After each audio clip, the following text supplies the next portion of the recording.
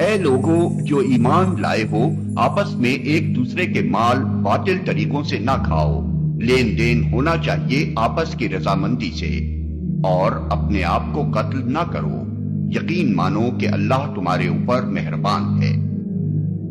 لین دین ہونا چاہیے آپس کی رضامندی سے۔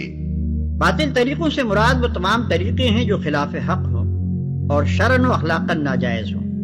لین دین سے مراد یہ ہے کہ آپس میں مفاد و منافع کا تبادلہ ہونا چاہیے، جس طرح تجارت اور صنعت و حرفت وغیرہ میں ہوتا ہے کہ ایک شخص دوسرے شخص کی ضروریات فراہم کرنے کے لیے محنت کرتا ہے اور وہ اس کا معاوضہ دیتا ہے۔ آپس کی رضامندی سے مراد یہ ہے کہ لین دین نہ تو کسی ناجائز دباؤ سے ہو اور نہ فریب و دغا سے۔ رشوت اور سود میں بظاہر رضامندی ہوتی ہے، مگر فی الواقع وہ رضامندی مجبورانہ ہوتی ہے اور دباؤ کا نتیجہ ہوتی ہے۔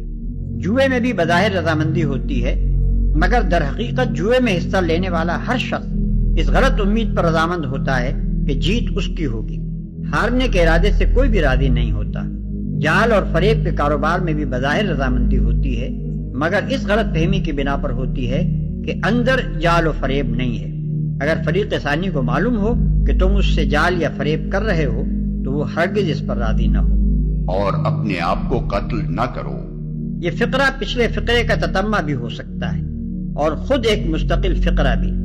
اگر پچھلے فقرے کا تتمہ سمجھا جائے تو اس کا مطلب یہ ہے کہ دوسروں کا مال ناجائز طور پر کھانا خود اپنے آپ کو ہلاکت میں ڈالنا ہے۔ دنیا میں اس سے نظام تمدن خراب ہوتا ہے اور اس کے برے نتائج سے حرام خور آدمی خود بھی نہیں بچ سکتا، اور آخرت میں اس کی بدولت آدمی سخت سزا کا مستوجب بن جاتا ہے۔ اور اگر اسے مستقل فقرہ سمجھا جائے تو اس کے دو معنی ہیں، ایک یہ کہ ایک دوسرے کو قتل نہ کرو، دوسرے یہ کہ خودکشی نہ کرو۔ اللہ تعالیٰ نے الفاظ ایسے جامع استعمال کیے ہیں اور ترتیب کلام ایسی رکھی ہے کہ اس سے یہ تینوں مفہوم نکلتے ہیں اور تینوں حق ہیں۔ یقین مانو کہ اللہ تمہارے اوپر مہربان ہے۔ یعنی اللہ تعالیٰ تمہارا خیر خواہ ہے، تمہاری بھلائی چاہتا ہے، اور یہ اس کی مہربانی ہی ہے کہ وہ تم کو ایسے کاموں سے منع کر رہا ہے جن میں تمہاری اپنی بربادی ہے۔ یا ایھا الذین آمنوا لا تاکلوا اموالکم بینکم بالباطل، اہل ایمان اپنے مال آپس میں باطل طریقے سے ہڑپ نہ کرو، الا ان تکون تجارتا عن تراض، سوائے اس کے کہ تجارت ہو تراض منکم، تمہاری باہمی رضامندی سے۔ یہ جوتا ہے 200 روپے کا ہے، آپ کو منظور ہے 200 دیجئے، جوتا لے لیجئے، یہ آپ کی باہمی رضامندی سے سودا ہے، وہ ہو گیا۔ لیکن یہ کہ اس سیدھے سادے اور صحیح اور طریقے پر ایک بظاہر بات ہے، کچھ نہ کچھ تو آپ نے نفع اس میں سے کمایا ہے، آپ نے محنت کی ہے، کہیں سے لائے ہیں، سٹور کیا ہے، دکان کا کرایہ دیا ہے، لیکن اس کو وہ گرج نہیں کرے گا۔ لیکن جھوٹ بول رہے ہیں، خدا کی قسم کھا رہے ہیں کہ میں نے تو اتنے کا لیا، اب یہ ہو گیا، تم آپ نے اپنی ساری محنت بھی ضائع کی اور آپ نے حرام کما لیا۔ اور یا کوئی اور طریقے ہیں، مال ہڑپ کر رہے ہیں، دھوکہ دے رہے ہیں۔ یا ایھا الذین آمنوا لا تاکلوا اموالکم بینکم بالباطل الا ان تکون تجارتا عن تراض منکم ولا تقتلوا انفسکم، اور نہ اپنے آپ کو قتل کرو، یعنی ایک دوسرے کو قتل کرو۔ تمدن کی جڑ دو چیزوں پر ہے، احترام جان، احترام مال۔ میرے لیے آپ کا مال محترم ہے، آپ کی جان محترم ہے، میں اسے کوئی غضب نہ پہنچاؤں۔ آپ کے لیے میرا مال، میری جان، میرا جسم محترم ہے، اسے کوئی غضب نہ پہنچائے۔ اگر کہ یہ جنٹلمین ایگریمنٹ ہمارا چلتا ہے تب تو ہم ایک معاشرے میں رہ سکتے ہیں، ایک ملک میں رہ سکتے ہیں، اور اس میں اطمینان ہوگا، سکون ہوگا، چین ہوگا۔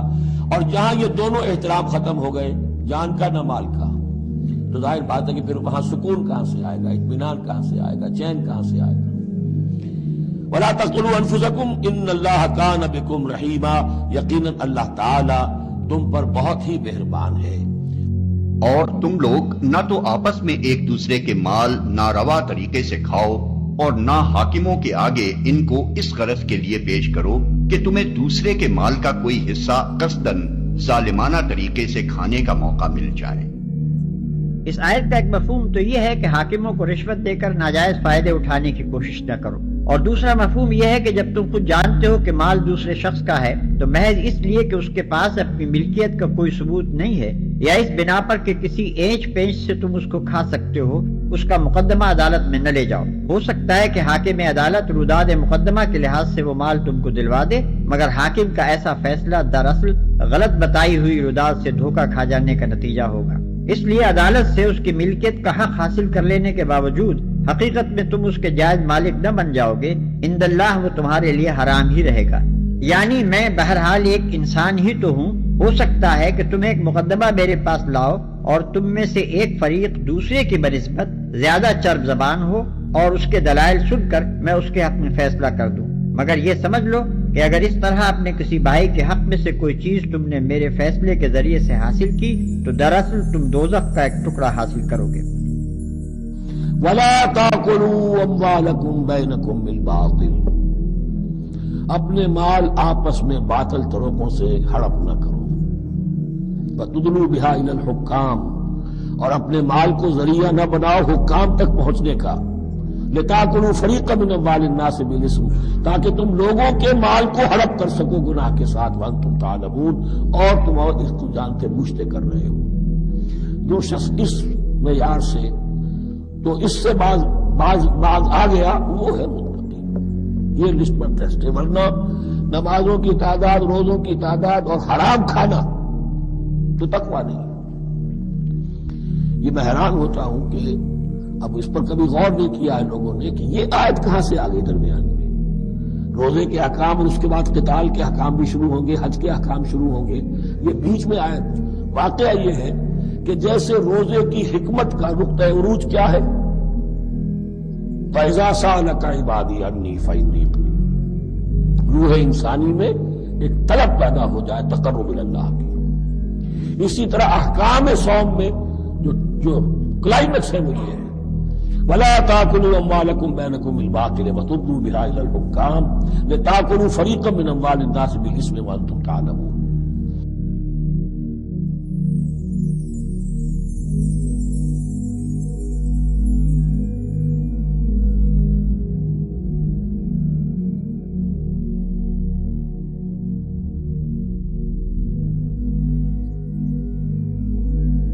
نہیں، قرآن مجید میں جو آیت آتی ہے نا اس سے وہ بات ثابت ہو جاتی ہے جو ابن تیمیہ رحمۃ اللہ علیہ کے حوالہ سے حکیم صاحب نے فرمائی نا، اور ابن حزم نے بھی اس کو ایک الگ عنوان سے لکھا، علماء نے اس کو صاف کر لیا۔ رشوت جو ہم دیندار لوگ سمجھتے ہیں نا کہ پیسے دینا کسی کو، یہ اس کو ہی نہیں رشوت کہتے۔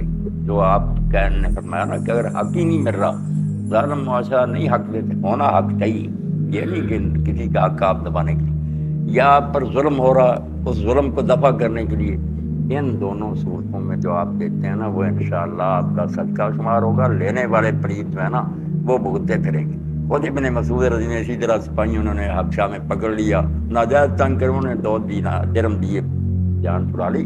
تو حق لینے کے لیے یا ظلم دفع کرنے کے لیے دیا جائے، خواہش تو کسی کی بھی نہیں دینا، کسی کو شوق سے نہیں، اگر دینے بھی پڑ جائیں تو یہ پریشان نہ ہو۔ کئی دیندار لوگ اسی لیے مقدمے ہار گئے کہ وہ جج نامراد رشوت لینے والا تھا، انہوں نے دیے نہیں، دوسروں نے دے دیے جھوٹے ہوتے ہوئے، ہار کر گھر کو آ گئے۔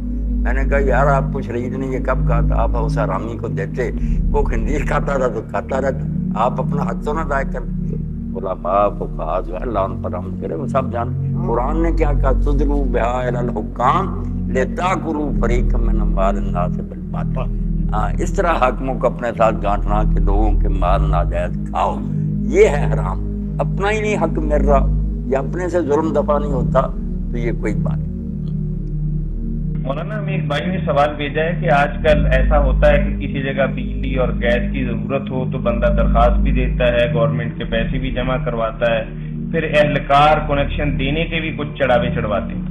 وہ کہتا ہے کہ یہ جو پیسے میں دیتا ہوں کیا رشوت کے ضمن میں آتے؟ نہیں، آپ ایک سوال کا حصہ یہ ہے، اور دوسرا انہوں نے پوچھا کہ جب میں رشوت دوں گا اور انہوں نے مجھے ستایا ہوگا تو میرا بھی دل کرے گا کہ میں بجلی اور گیس چوری کروں، تو کیا پھر میرے لیے گنجائش بھی ہے کہ میں بھی ایسا کروں؟ پہلے دوسرے حصے کا جواب دیتا ہوں کہ یہ بجلی ان کے باپ کی نہیں ہے، وہ جو لٹیرے اور ڈاکو ہے نا جن کو آپ نے پیسے دیے ان کے باپ کی نہیں، یہ پوری امت کی ہے، قوم کی ہے۔ اس کو نقصان پہنچانا آپ نے ان کا کچھ نہیں بگاڑا، خبیثوں کا انہوں نے اپنی جیبیں بھری، اور شاید آپ سے بھی پھر وہ اس کے اور لیتے رہے کہ آپ ٹھیک ہے میٹر بند رکھیں ہمیں دیتے رہے، تو بھائی تو امت کی ہوگی۔ یہ ہے المظالم المشترکہ، ابن تیمیہ رحمۃ اللہ نے اس پر علیحدہ کتاب لکھی کہ جو سارے ملک کے اور امت کے ہیں نا معاملے ٹیکس وغیرہ، اور یہ ان میں اشارت نہیں کرنی چاہیے یہ 15-16 کروڑ آدمی کا مجرم آدمی بن جاتا، یہ دیں آپ، وہ ظلم جو کر رہے کرتے ہیں آپ نا یہ شرارت کریں۔ باقی جو رشوت آپ نے دی اس کو رشوت نہ اللہ کے لیے کہا کریں، اپنا کام کرانے کے لیے آپ جو کسی کو دیتے ہیں، یا آپ پر کوئی ظلم کر رہا، جھوٹا مقدمہ بنا رہا، آپ جان چھڑانا چاہتے ہیں، دفع ظلم کے لیے اور اپنا حق لینے کی دیتے ہیں صدقہ، تو انشاءاللہ اس کا ثواب آپ کو ملے گا. وہ خنزیر پکڑے جائیں گے، کتے پکڑے جائیں گے، آپ کو کوئی گناہ نہیں ہوگا. رشوت صرف اس رقم کو کہتے ہیں جو آپ کسی کا حق چھیننے کے لیے کسی افسر کو اپنے ساتھ گانٹیں. لِتَأْكُلُوا فَرِيقًا مِّنْ أَمْوَالِ النَّاسِ بِالْبَاطِلِ، ناجائز طریقے سے لوگوں کا مال ہڑپ کرنے کے لیے کسی کو ساتھ ملا لیں یا ظلم کرانے کے لیے، وہ حرام ہے. یہ جو ہے نا، پہلے سے امام ابن حزم وغیرہ پیسے قرض کے صحابہ کرام تک نے لوگوں کو پیسے دے کر جانے چھڑائی. حبشہ میں ابن مسعود، اس کو رشوت نہیں کہنا چاہیے. وہ رشوت حرام جو ہے وہ ہے کہ ناجائز کام کرانے کے لیے آپ کسی کو دیتے ہیں، اس کو اپنے ساتھ ملاتے ہیں. اپنا ہی حق آپ کو نہیں مل رہا یا آپ سے ظلم نہیں چلتا، اس کے لیے اگر آپ دیتے ہیں تو بالکل علماء نے تصریح کی، وہ صدقہ میں لکھا جائے گا، وہ پکڑے جائیں. ان کے لیے حرام ہی حرام ہے جو دیتے ہیں. باقی یہ بہانہ نہ بنائے کہ انہوں نے لے لیا تو اس لیے ملک کی لوٹ کھائیں آپ، یہ نہیں ہونا چاہیے. ملک کسی کے باپ کا نہیں، وہ ساری قوم کا ہے، اس کو بالکل نقصان نہ دے. یہ فے کا مال جو ہے یہ تو حضور نے افسروں کو کہا کہ جو آدمی سرکاری گھوڑا یا چیز استعمال کرے، جیسے یہ اپنے کاموں کے لیے گاڑیاں دوڑائے کرتے ہیں، سارے بیویاں شاپنگ پرانی کر کے خزانے کو لوٹ دے، بہت سخت وہی فرمائی کہ یہ جہنم میں جائیں گے اور پکڑا جائے گا کہ تیرے باپ کا تھا یہ مال، تجھے تو صرف سرکاری ڈیوٹی کے لیے کرا تھا. جزاکم اللہ خیر. اگر آپ کا کوئی جائز کام رکا ہوا ہے اور کوئی اہلکار فائل دبائے بیٹھا ہوا ہے، بشرطے کہ آپ کا ناجائز کام نہ ہو، بشرطے کہ وہ ایسی شے نہ ہو کہ جس میں بہت سے لوگوں کا استحقاق بنتا ہے اور آپ رشوت دے کر اپنا معاملہ طے کر لیتے ہیں، جبکہ استحقاق تو سب کا تھا. ان دونوں شرطوں کے ساتھ کہ اس میں کوئی دھوکہ نہ ہو، کوئی جھوٹ نہ ہو، جائز اور صحیح اپنا کام ہو، اور اس میں کسی اور کے استحقاق کے اوپر کوئی آنچ نہ آتی ہو، تو مجبوراً رشوت دینی پڑے تو دینے والا گناہگار نہیں ہوگا، لینے والا گناہگار ہوگا. یہ میں سمجھتا ہوں کہ بہت معقول معاملہ ہے. اس کو وہاں پنجابی میں کہتے ہیں چٹی، خام خواہ کو چٹی پڑ گئی. لیکن اس میں بھی ایک لوپ ہول ہے. جب آدمی دینا شروع کر دیتا ہے تو پھر غیر شعوری طور پر اس سے کچھ منفعت حاصل کرنا بھی شروع کر دیتا ہے. یہ صورت ہو جائے گی تو پھر وہ راشی الراشی والمرتشی کے لا ہوا فی النار، وہ اس کا معاملہ ہوتا ہے. لیکن آپ کا کام غلط نہیں ہے، آپ کسی اور کے حق پر ڈاکہ نہیں ڈال رہے ہیں، آپ کوئی حکومت کے قانون کی خلاف ورزی نہیں کروا رہے ہیں، اور پھر بھی کوئی شخص بیٹھا ہوا ہے اپنی ایک حیثیت سے ناجائز فائدہ اٹھانے کے لیے، تو وہ نجاست اس کے منہ میں ڈال دیجئے، لیکن آپ اس سے بری رہیں گے، اس کے گناہ سے. اگرچہ اس میں بھی ایک عزیمت ہے، بہت سے لوگوں نے پاکستان میں اس پر عمل کیا ہے، خاص طور پر انکم ٹیکس کے معاملے. آپ نے صحیح اگر اپنے پیش کر دیا، وہ اتنا ٹیکس لگاتے ہیں کہ آپ کا کاروبار ہی ختم ہو جائے. لیکن اگر ایک دفعہ ڈٹ گیا آدمی، اپیل کی کمشنر کو، کمشنر نے غلط فیصلہ دیا اور اوپر گئے، ریونیو بورڈ تک گئے، وہاں جا کر تو بات ٹھیک ہو جاتی ہے. تو اب پتہ چل جاتا ہے انکم ٹیکس والوں کو کہ یہ آدمی جو ہے یہ ذرا مختلف قسم کا آدمی ہے، لہذا اس کے ساتھ معاملہ مختلف کرو. تکلیف اٹھانی پڑی، کچھ نقصان بھی اٹھانا پڑے گا، لیکن عزیمت کا راستہ یہ ہے کہ انسان اس پر ڈٹ جائے، تو پھر پتہ چل جائے گا ان کو کہ اس کے ساتھ معاملہ دوسرے نہج پر کرنا پڑے گا، سیدھا حساب اس کا ہے، ہمیں ایکسپٹ کرنا پڑے گا. لیکن اگر آپ اس عزیمت کا ثبوت نہ دے سکے، اس میں آپ کا کوئی بڑا کام رک رہا ہے، کوئی درآمد کے لیے آپ کو جو ہے مشین درآمد کرنے کی لائسنس لینی ہے، اور آپ کا پوری عمارت بنی کھڑی ہوئی ہے، سب کچھ ہے، اس کے اندر جو آپ کی انویسٹمنٹ ہے وہ بیکار جا رہی ہے، ٹھیک ہے، رخصت کا راستہ ہے کہ آپ اس کے لیے رشوت دے کر اگر اپنا کام کرا لیں گے تو اس میں آپ رشوت کے مجرم اور گناہگار نہیں ہوں گے، لینے والا گناہگار ہوگا. حلال و حرام. سوال: حالت اضطرار کیا ہے؟ کیا اضطرار کے بھی حالات اور ماحول کے لحاظ سے مختلف درجات ہیں؟ موجودہ حالات اور موجودہ ماحول میں کیا مسلمانوں کے لیے کسی صورت میں بھی رشوت جائز ہو سکتی ہے؟ اس سوال کا جواب دیتے ہوئے رشوت کی ایک جامع تعریف بھی بیان کر دیجیے تاکہ یہ معلوم ہو سکے کہ کس قسم کے معاملات رشوت کی تعریف میں آتے ہیں۔ جواب: اضطرار یہ ہے کہ آدمی کو شریعت کی مقرر کی ہوئی حدود سے کسی حد پر قائم رہنے میں ناقابل برداشت نقصان یا تکلیف لاحق ہو۔ اس معاملے میں آدمی اور آدمی کی قوت برداشت کے درمیان بھی فرق ہے اور حالات اور ماحول کے لحاظ سے بھی بہت کچھ فرق ہو سکتا ہے۔ اسی لیے اس امر کا فیصلہ کرنا کہ کون شخص کس وقت کن حالات میں مضطر ہے خود اس شخص کا کام ہے جو اس حالت میں مبتلا ہو۔ اسے خود ہی اللہ تعالیٰ سے ڈرتے ہوئے اور آخرت کی جواب دہی کا احساس کرتے ہوئے یہ رائے قائم کرنی چاہیے کہ آیا وہ واقعی اس درجہ مجبور ہو گیا ہے کہ خدا کی کوئی حد توڑے۔ موجودہ حالات ہوں یا کسی اور قسم کے حالات، رشوت لینا تو بہرحال حرام ہے۔ البتہ رشوت دینا صرف اس صورت میں بربنائے اضطرار جائز ہو سکتا ہے جبکہ کسی شخص کو کسی ظالم سے اپنا جائز حق حاصل نہ ہو رہا ہو اور اس حق کو چھوڑ دینا اس کو ناقابل برداشت نقصان پہنچاتا ہو، اور اوپر کوئی با اختیار حاکم بھی ایسا نہ ہو جس سے شکایت کر کے اپنا حق وصول کرنا ممکن ہو۔ رشوت کی تعریف یہ ہے کہ جو شخص کسی خدمت کا معاوضہ پاتا ہو وہ اسی خدمت کے سلسلے میں ان لوگوں میں سے کسی نوعیت کا فائدہ حاصل کرے جن کے لیے یا جن کے ساتھ اس خدمت سے تعلق رکھنے والے معاملات انجام دینے کے لیے وہ مامور ہو، قطع نظر اس کے کہ وہ لوگ برضا و رغبت اسے وہ فائدہ پہنچائیں یا مجبوراً جو عہدے دار یا سرکاری ملازمین تحفے تحائف کو اس تعریف سے خارج ٹھہرانے کی کوشش کرتے ہیں وہ غلطی پر ہیں۔ ہر وہ تحفہ ناجائز ہے جو کسی شخص کو ہرگز نہ ملتا اگر وہ اس منصب پر نہ ہوتا۔ البتہ جو تحفے آدمی کو خالص شخصی روابط کی بنا پر ملیں، خواہ وہ اس منصب پر ہو یا نہ ہو، وہ بلا شبہ جائز ہیں۔ رشوت و خیانت کو حلال کرنے کے بہانے، معاشی کاروباری مسائل۔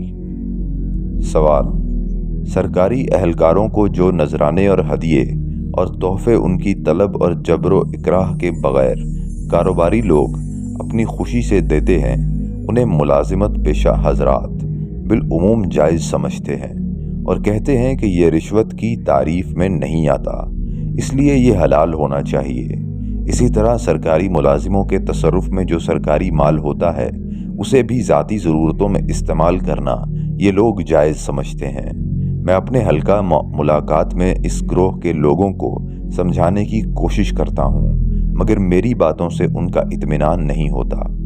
جواب: ایک شخص یا اشخاص سے دوسرے شخص یا اشخاص کی طرف مال کی ملکیت منتقل ہونے کی جائز صورتیں صرف 4 ہیں۔ ایک یہ کہ ہبہ یا عطیہ ہو برضا و رغبت، دوسرے یہ کہ خرید و فروخت ہو آپس کی رضامندی سے، تیسرے یہ کہ خدمت کا معاوضہ ہو باہمی قرارداد سے، چوتھا یہ کہ میراث ہو جو از روئے قانون ایک دوسرے کو پہنچے۔ ان کے ماں سوا جتنی صورتیں انتقال ملکیت کی ہیں سب حرام ہیں۔ اب دیکھنا چاہیے کہ جو روپیہ ایک افسر یا اہلکار کسی صاحب غرض سے لیتا ہے یا جو استفادہ وہ اس مال سے کرتا ہے جو دراصل پبلک کا مال ہے اور پبلک کاموں کے لیے اس کے تصرف میں دیا جاتا ہے، اس کی حیثیت کیا ہے؟ ظاہر ہے کہ وہ خرید و فروخت اور میراث کی تعریف میں تو آتا نہیں، پھر کیا وہ ہبہ یا عطیہ ہے؟ اس کا فیصلہ کرنے کے لیے ایک سوال کا جواب کافی ہے۔ کیا یہ ہبہ یا عطیہ ایک اہلکار کو اس صورت میں بھی ملتا جبکہ وہ منصب پر نہ ہوتا یا پینشن پر الگ ہو چکا ہوتا؟ اگر نہیں تو یہ عطیہ یا ہبہ نہیں ہے، کیونکہ یہ اس کے منصب کی وجہ سے اس کے پاس آ رہا ہے، نہ کہ کسی ذاتی تعلق یا محبت یا ہمدردی کی بنا پر۔ اب کیا یہ ان خدمات کا معاوضہ ہے جو ایک اہلکار اپنے منصب کے سلسلے میں انجام دیتا ہے؟ ظاہر ہے کہ یہ در حقیقت معاوضے ابھی نہیں ہے۔ معاوضہ تو صرف وہ تنخواہ اور الاؤنس ہیں جو ملازم ہونے کی حیثیت سے آدمی کو ملتے ہیں۔ ان کے ماں سوا جو کچھ ایک اہلکار اپنے فرائض منصبی ادا کرنے کے سلسلے میں حاصل کرتا ہے وہ یا تو خیانت ہے جو پبلک فنڈ میں سے کی جاتی ہے، یا ناجائز خدمات کا معاوضہ ہے جو شرائط ملازمت کے خلاف عمل کرنے کے بدلے میں آدمی کو ملتا ہے، یا جائز خدمات کا ناجائز معاوضہ ہے، کیونکہ شرائط ملازمت کے حدود میں رہتے ہوئے کام کرنے کا معاوضہ تو بشکل تنخواہ آدمی پہلے ہی لے چکا ہے۔ اس پر بھی مزید معاوضہ حاصل کرنا صریح طور پر حرام خوری ہے۔ یہ تو تھی اصولی بحث۔ اب دیکھیے کہ اس معاملے میں شرعی احکام کیا ہیں۔ ابو حمید السعدی سے روایت ہے کہ رسول اللہ صلی اللہ علیہ وسلم نے فرمایا، سرکاری ملازمین جو ہدیے وصول کرتے ہیں یہ خیانت ہے۔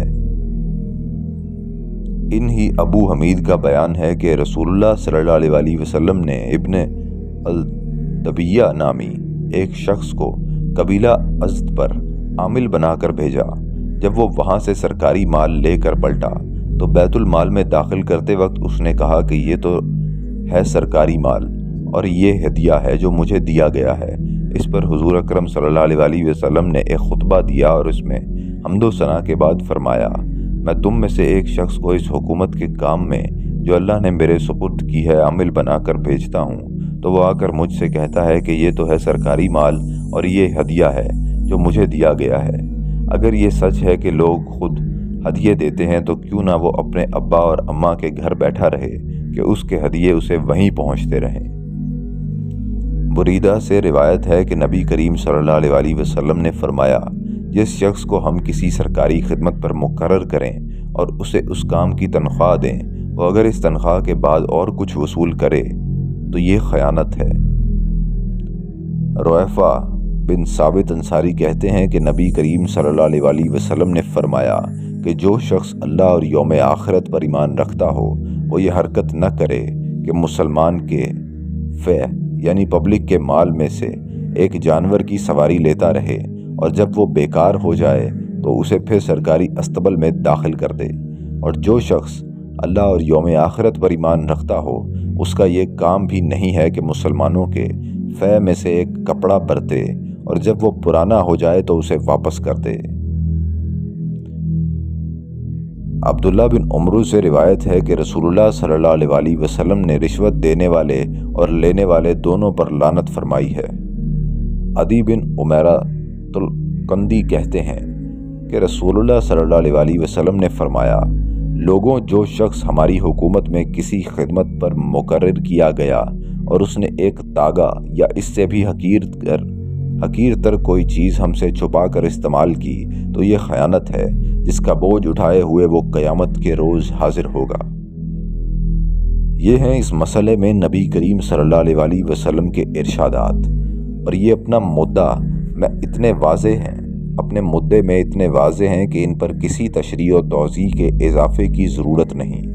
جو لوگ اپنی حرام خوری کے لیے طرح طرح کے ہیلے اور بہانے پیش کرتے ہیں اور اسے اپنی بدزبانی چال بازیوں کے ذریعے سے حلال بنانے کی کوشش کرتے ہیں، آپ ان سے کہیے کہ اگر حرام کھاتے ہو تو کم از کم اسے حرام تو سمجھو، شاید کبھی اللہ اس سے بچنے کی توفیق دے دے، لیکن اگر حرام کو حلال بنا کر کھایا تو تمہارے ضمیر مردہ ہو جائیں گے، پھر کبھی حرام سے بچنے کی خواہش دل میں پیدا ہی نہ ہو سکے گی، اور جب خدا کے ہاں حساب دینے کھڑے ہو گئے تو تم کو معلوم ہو جائے گا کہ حقیقت تمہارے بدلنے سے نہیں بدل سکتی، حرام حرام ہی ہے، خواہ تم اسے حلال بنانے کی کتنی ہی کوشش کرو۔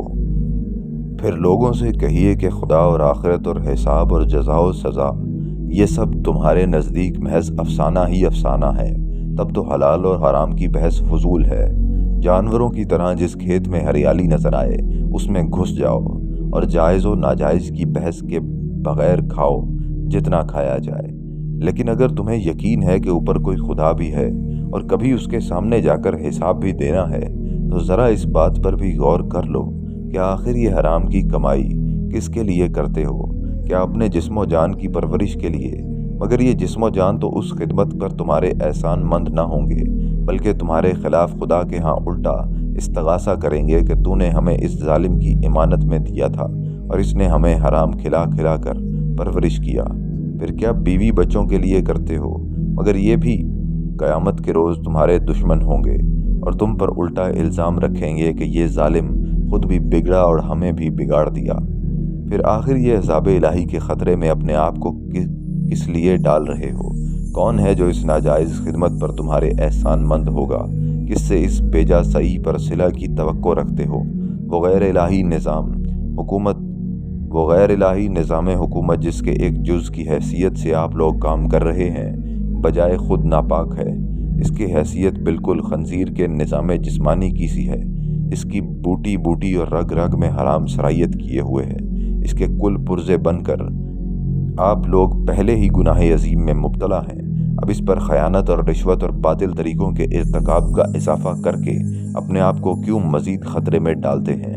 کیا کبھی موت آنی ہی نہیں ہے، یا مرنے کے بعد کوئی جائے پناہ تجویز کر رکھی ہے جہاں خدا کی پکڑ سے بچ جانے کی امید ہو؟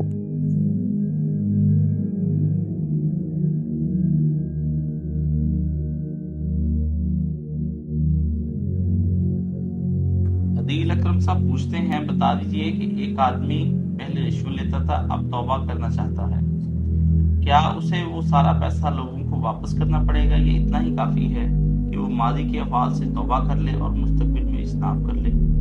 برائے مہربانی اس کا حل بتا۔ اللہ تعالیٰ توفیق دے میرے بھائی، بہت اچھی بات۔ اگر آدمی اس طرح کی غلطیاں کرتا رہا اور اب بھی اسے یہ ہوگی تنبیہ، اگر وہ جاگ اٹھا کہ میں کیوں غفلت کی زندگی گزار رہا ہوں، ایک دن اللہ کے یہاں جانا، تو یہ حرام مال جو اس نے لیا نا، اگر تو اس کے دینے والے محروم ہیں، بڑی بڑی رشتے لی تھی، بندے بھی زندہ یا اس کے بیٹے، تو واپس کرنا ہی اصل طریقہ، اس سے معافی مانگنا۔ اور اگر یہ ممکن نہیں تو پھر اتنا تو کرے کہ ایک حصہ اس کا، جیسے نا صحابہ کرام کو آپ نے غلطیوں پر تو جنگ تبوک سے رہ گئے، تو پھر انہوں نے کہا ہم نے سارا مال اللہ کے راستے میں دے دینا، اسی نے ہمیں مصیبت میں ڈالا، ہم رہ گئے جہاد میں جانے سے، تو آپ نے فرمایا نہیں، تیسرے حصے تک۔ تو اس سے پتہ چلا کہ اگر تیسرے حصے تک اپنی اس کمائی میں سے اللہ کی راہ میں دے دینا غریبوں مسکینوں کو، تو شاید معافی کا سامان ہو جاتا۔